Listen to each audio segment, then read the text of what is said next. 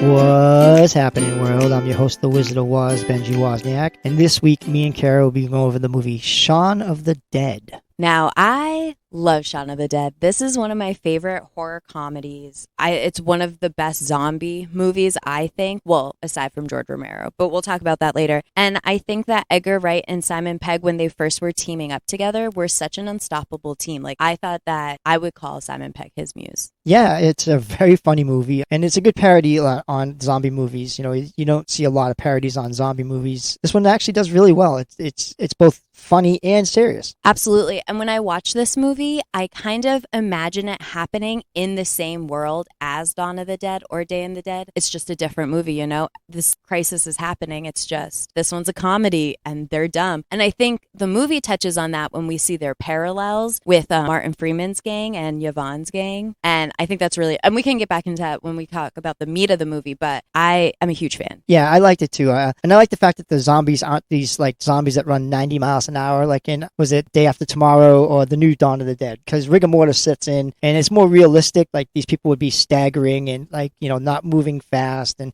even though the new zombie movies kind of scared the hell out of me. Oh, absolutely. Fast zombies scare me. I thought that was interesting for like a British zombie movie to pull off of Day of the Dead, which comes from America, versus 28 Days Later, which is a British zombie movie, and they are fast-moving zombies. Yeah, most definitely.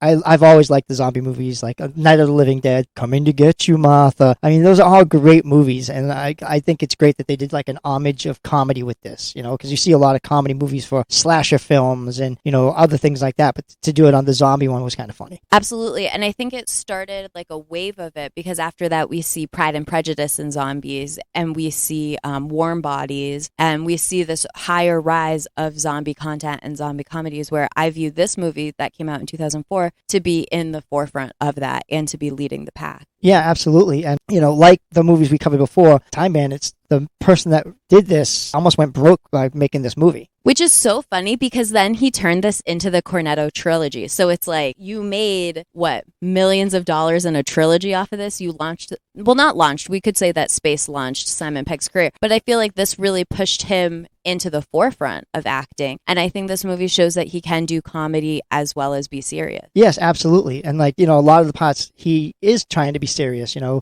with his best friend, Ed, who is a total screw up. He wants to be good to Ed, but, you know, Ed does all kinds of stuff that makes basically Shaun's life miserable, but he doesn't see it because it's his friend, and they do funny stuff together. But then, like, you see Shaun's also kind of like wanting to be serious with his girlfriend, Liz. And what I love most about this movie is that it really celebrates and accentuates the friendship between Ed and Shaun, because that is, I feel like, the heart of the whole movie. For all of Ed's shortcomings, he essentially does die for Shaun. I think it's really beautiful because you see them always protecting each other, always standing up for each other, and always trying to do right by each other, even though it does make Shaun miserable. We even see at the end when Liz has moved into the apartment, Ed is obviously not there, and it is cleaner, it's decorated, they're drinking tea, it feels like a home. And I think it's really interesting to see that dynamic of like how maybe your best friend can hold you back, but in this sense I think it was Ed's lack of ambition that held him back. Yeah, and like there's three friends, because there's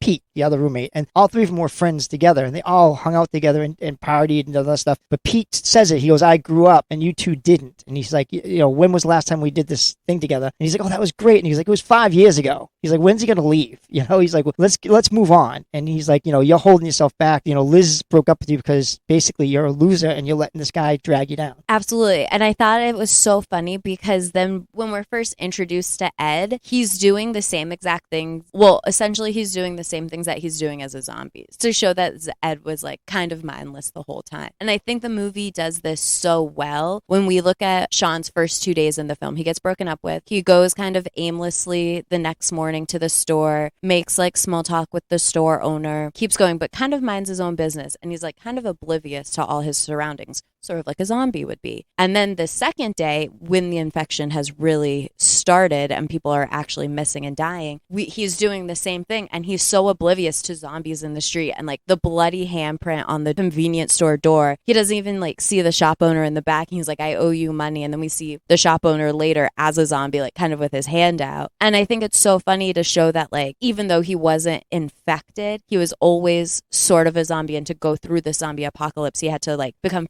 fully realized as a man. Yeah, 100%. You know, he does go through life oblivious, but I think like the only thing that he's not oblivious to is David's love for Liz. Like he knows that. He goes, look, you know, all through the movie, he's like, because you want her. Because you want. So he sees things, but he sees things that he chooses to see. Absolutely. And I think it also goes that like he's like afraid to sort of live because we see him stuck in the same job, going to the same bar every night, like very in a routine, which I think was supposed to emphasize like being a zombie and not moving past things. But he does. And I think having David be such a bad guy is supposed to be like more justified in the end when he dies and like we see him like we're like, oh, thank God that guy sucks. Yeah, he is kind of a tool. I mean, even like with his girlfriend Di, he's in love with Liz. He's with Di, and you see like he treats Di kind of like, you know, crap. He doesn't treat her good, and you know she accepts it. She says, "I accept this," and no woman should ever accept being treated like crap. Exactly, which kind of sucks because I think in this movie we do have some pretty strong female characters. We have Liz who constantly stands up for herself and is like, but like is still tied to someone, which I think is a very normal. We see Di, who's kind of like the wimpy friend, but she does teach everyone how to be a zombie and they blend in. So that was good. And then we see Yvonne, who actually brings the British version of the National Guard in and saves them and saves the day, which I thought that scene was hysterical. They're going to be shooting with machine guns, hitting all zombies and no humans. Give me a break. Yeah, but that's like a lot of action movies nowadays. Like how many times do you see like Rambo shooting all these people and like no one shoots him? I mean, it kind of fits the genre. A lot of the movie I thought was kind of good, like as far as like parodies with people, like with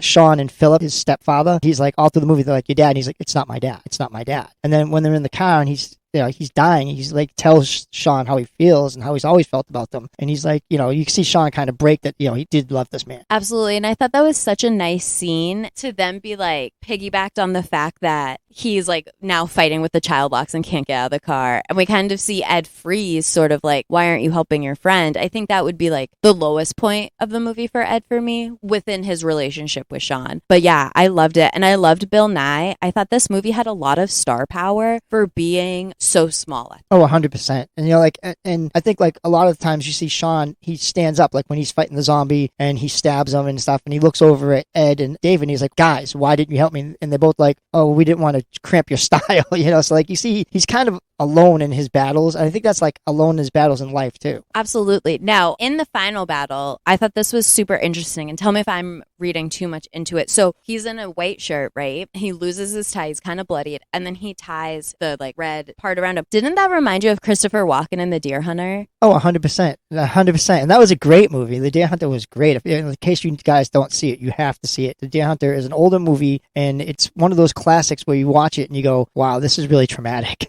Yeah, it's also very bleak and highly traumatic. Don't go in thinking it's a lighthearted movie, especially the scene that I'm referencing. But I thought that was really interesting because I felt that it showed, or it was at least symbolism of he comes back from like bringing the hordes away from this group. And to me, it was kind of like, oh, maybe this was like his homage of like being at war because, I mean, Nick, Christopher Walken's character in The Deer Hunter, is psychologically damaged. And we see Shaun even say that. He's like, I killed my stepdad and my mom today. Don't also make me kill my best friend. Like, that is a lot to go through in a day. Oh, 100%. I mean, he has some traumatic stuff. And don't forget, Liz broke up with him. So he was dealing with a lot of trauma as that is, you know, what was going on in his life. So, and then all this stuff explodes in his face and he has to reluctantly be a hero. Exactly. But I think it's so funny because he's like, this is the plan. We're going to get mom. We're going to get Liz. And then they have no plan. He's like, we're just going to get everyone together. And then, of course, the ending plan is to go to the bar, the Winchester. And I don't know if you noticed this. Remember when Ed's talking about day drinking right in the beginning of the film? And he's like, we're going to get Bloody Marys, and then we're going to get a bite, and then we're going to stagger to the bar, and then we're going to wrap up the day with shots. And then all that actually happens. Like, Bloody Mary's the girl that they kill in the garden. The bite is of King's Head is when the stepdad gets bit. The drinks at Little Princess, that's when they actually rescue. I forgot to say that one. They zombie walk to the Winchester, and then they end up using the gun and shoot up the bar. So I thought that was really clever of Edgar Wright, and I think this really shows to his writing, and I think it's kind of fun. But what did you think? Oh, I agree. I thought like a lot of the stuff that went on in this movie was just hysterical. I thought it was really great. They reference a lot of American movies when Ed does Clyde the Orangutan from Any Which Way You Can. I mean, that was great. I thought it was funny. I mean, and I agree with you. I think that like they did a lot of where they talk about something and then they put it into play. Yeah, foreshadowing, and you see it coming, and then like you just look at that little innuendos and you're like, oh, there it is right there. This is a tangent about movie foreshadowing because I just have to reference one of my favorite movies, which is Midsummer, and I think it does some of the best foreshadowing because it tells you the whole story in photos throughout the movie. And I love it. That's all I'm going to say about film foreshadowing. I think it's great. Yeah, I just watched a show, 1884, and at the very beginning, they show you what happens for like the ending kind of, and then it goes into the movie. So you kind of see like what's going to happen. So it's not like really foreshadowing, but it's like, how would I put it? Like pre-ending? Yeah, the end is the beginning. Me either, but it's interesting. I thought it was interesting because you're like, why would you do that? Because I'm like, oh, like the very first episode, I was like, oh, that sucks. And then like it gets into her story, and I'm like, I can't like you because you're not gonna be here. That's funny. I haven't seen 1884. That's the offshoot of Yellowstone, right? I also haven't seen Yellowstone, but maybe I will. That's on Paramount Plus. Okay, well, maybe I'll. Back to Edgar Wright. One other thing I want to point out in his writing, this is something I think he mimics in all his films, and this is something he does well, is when he gives exposition in film by having the character change the channels and having seemingly unrelated clips tell the story of what's going on. And I think this one and Baby Driver stand out the most to me in ways that they do it. I think it's such an interesting way to give exposition in such a fun and exciting way that is different than just having people talk or having a news clip. Yeah, it's like when he's in the store he works at and he's flipping through the channels and like he's basically in a trance, and but you're watching all the stuff that's transpiring and he doesn't even notice the fact that the world's coming to like an end, and he's just so like stuck on whatever he's thinking. And it's just, if you look at the cameras like of the TVs, it shows like there's a zombie apocalypse coming and there's all kinds of trauma, but he doesn't see it. Which is so funny because he's so oblivious to everything because he's a zombie in his own life, but then he becomes the hero. I thought it was also very funny. So part of the Cornetto trilogy is Hot Fuzz, and that was the second movie in it, this being the first. And in this movie, Shaun does the thing where he's like, we're going to take a shortcut, and he tries to hop the fence, but the fence falls. But then in Hot Fuzz, he's like a very skilled police officer, so he can hop the fence. He does like 18 in a row. I just think it's so funny that Wright has all these callbacks and all these intricacies within his stories, and I think it makes it like richer and more fun to watch, like upon rewatch. Yeah, so they continue the gag. I like when shows do that. They continue the gag. So actually, the part when he's working for the electrical supply company, like the electrical appliance place, it's actually called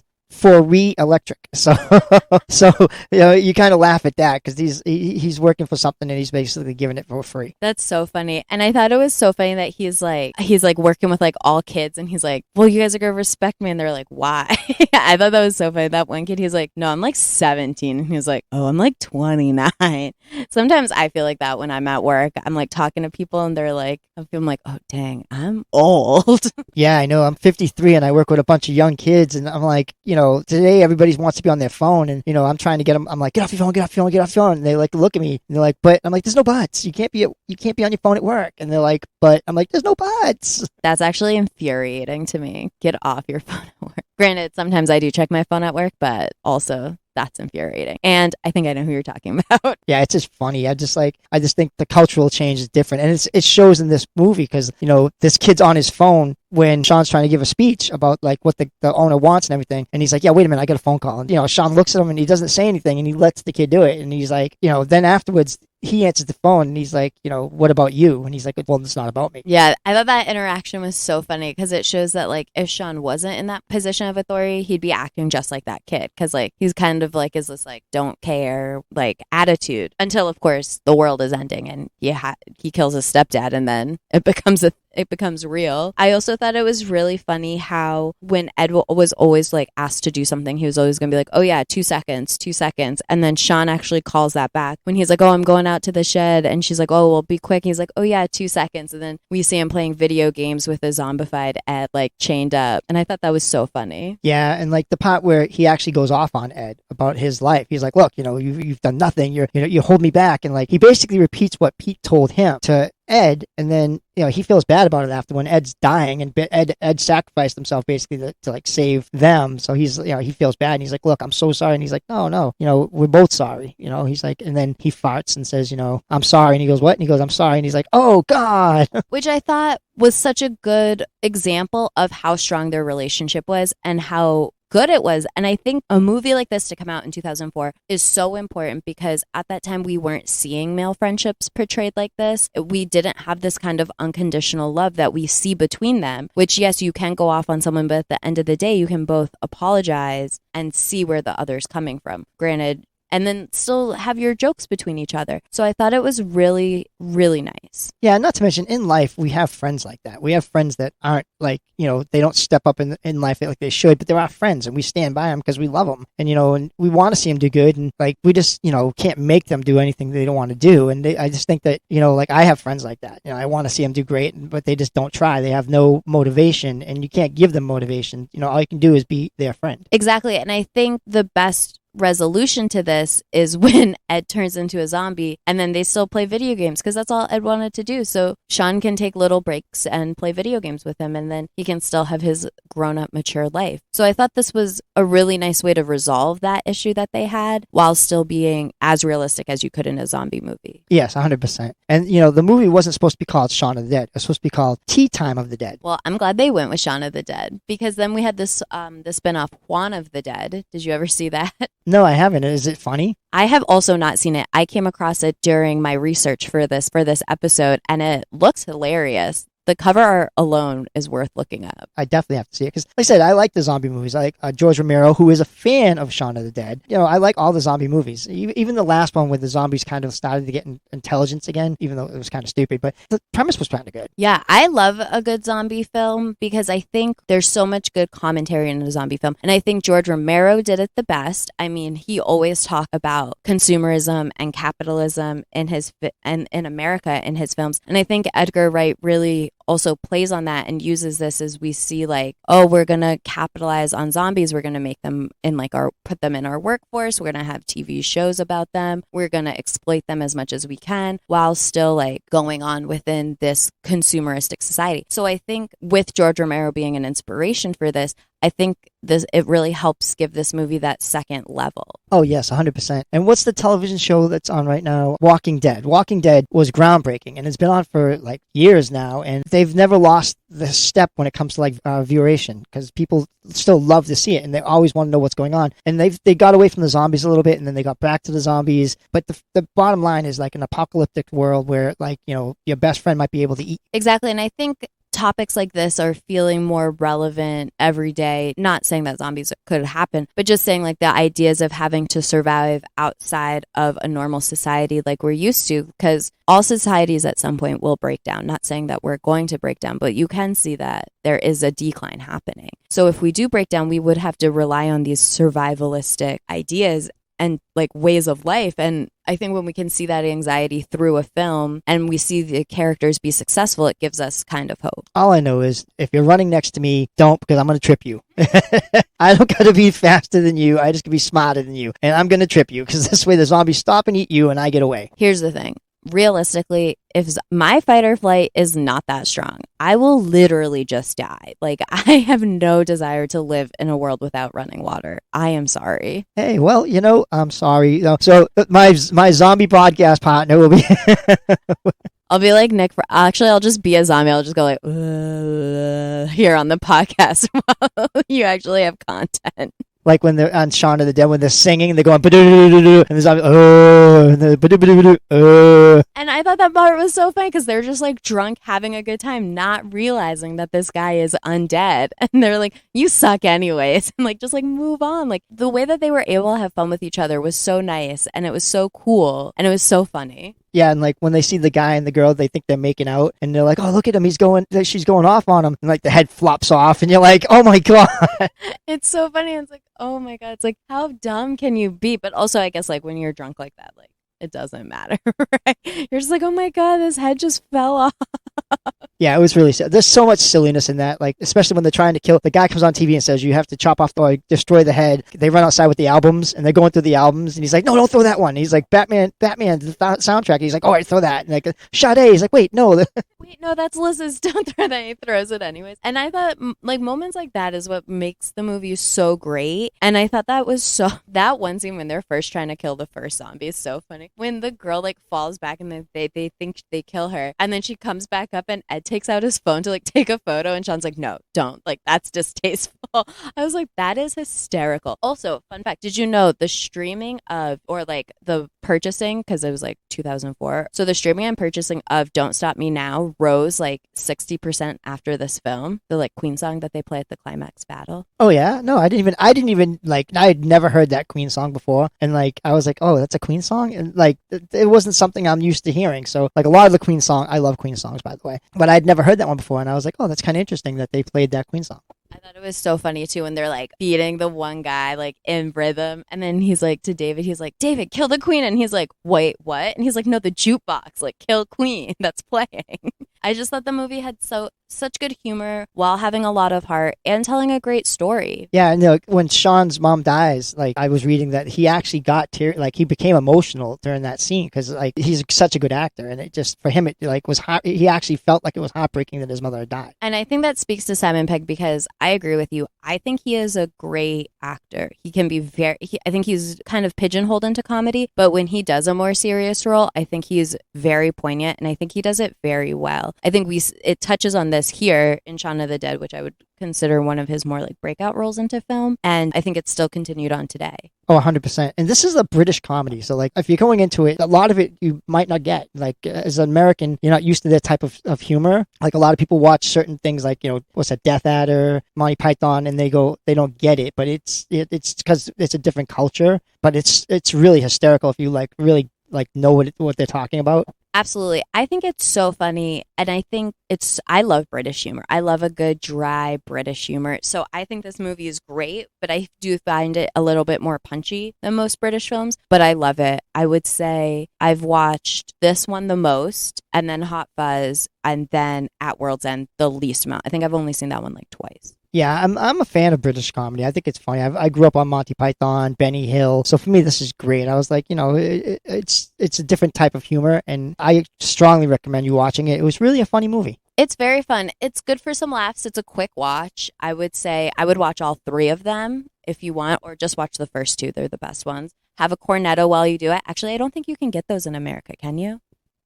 I don't think so. I don't even know what that is. So you know how they always eat those little ice creams? And he's like, oh, a cornetto is the best for a hangover. So since they like mentioned that, it wasn't paid product placement. During the release of Shaun of the Dead, Cornetto actually sent Edgar Wright like all these free ice creams as like thank you for advertising for free. And then they made this joke. They were like, oh, we're going to put this in the next movie, and hopefully we get more ice creams. And then it kind of snowballed into 3 films. So in each movie, the cornetto represents like the theme of the film. So in this one, they eat strawberries for like the blood and the guts of the zombies. In Hot Fuzz, they eat the original blue ones to represent that he is a cop in like the police force and that. And then in At World's End, they eat the mint chip green ones to represent the little like green men and the science fiction nature of the film. So I thought that was really interesting and such a fun tie-in. Interesting. I love Ben and Jerry's Cherry Garcia. I'm just saying, if you're listening, Ben and Jerry's Cherry Garcia. We love you, Ben and Jerry's Cherry Garcia.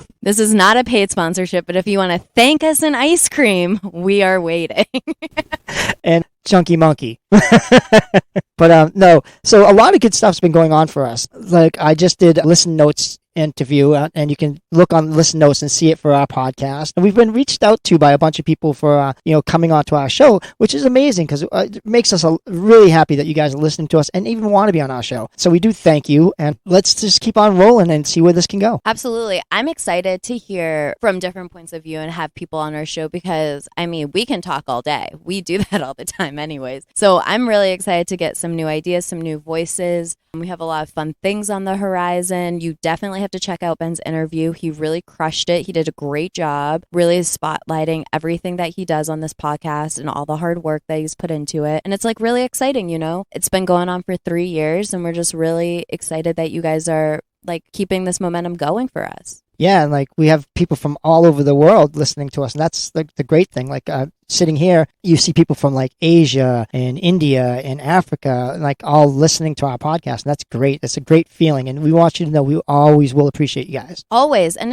we just feel so touched that that you're able to listen to us and you feel related to us and you like what we say, because we like what we say and we want to relate to you guys too. So we do have some more exciting things to get a little bit more interactive. I think we might join up with a few other pods just to broaden and strengthen our communities. Well, I don't know.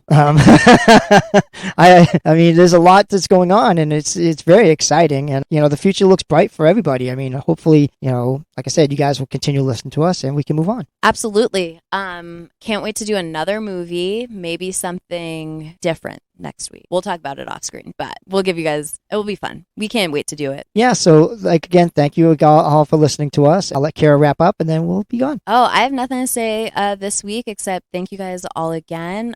Watch Shaun of the Dead if you can. Also watch anything by George Romero. All right, thank you very much, and please tune in next week to What's Happening.